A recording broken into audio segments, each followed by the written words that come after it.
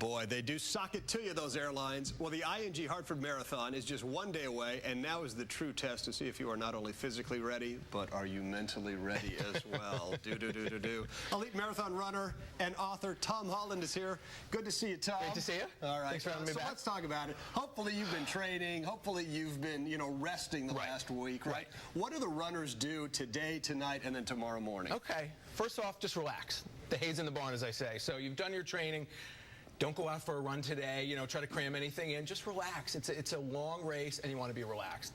Then, start to carb up, as we were talking about. Start to take in those little extra carbs, get the fuel stores topped off, and just get the body primed to run.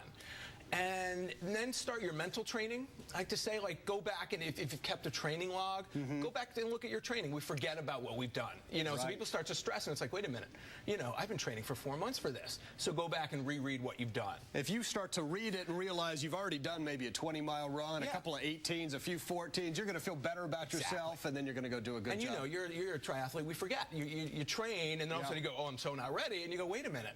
I did that 20-mile run in the rain. I did, so go back and reread that. If you haven't done a lot, don't go back. Skip that part. What about tomorrow morning? Tomorrow morning, again, just keep everything the same, Logan. Whatever you've eaten before your long runs, do that. Don't change anything.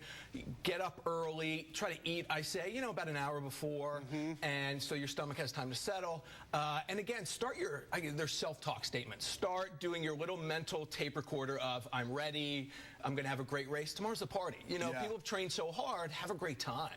I notice that I go to some of these races, and some of the guys will have like a little goo or a little gel pack. They'll take that beforehand or something. Is that a good idea? If you've trained with it, I always say don't do anything new, but yes. I mean, we want our fuel stores to be topped off. So I'd say, do it or not do it, definitely do it. A Gatorade is another thing you could do, like 20 minutes before. It's got calories in it as well. A lot of people will do like a 5K or a 10K or maybe even a half marathon will warm up a little bit. Do you want to warm up before the marathon? You got plenty of time in 26 miles. You use the first mile or two, or take 6 or 10. That's another thing. A lot of people, you've got the energy, you've got the adrenaline. You tell yourself you want to go slow, but then the gun goes off and you start moving at a faster clip than normal. You hit the nail on the head. I think that's why I love endurance races. It's so much about pacing and holding back, and you're absolutely right. The adrenaline kicks in. You do your first mile at a 7-minute mile. Meanwhile, you've trained at 8, and you go, I'm going to run this whole marathon at 7s. So you got to go slowly. How do you get some sleep tonight? I mean, it's so difficult the night before a big run or something. The research actually shows that last night's sleep is the important one. Yeah.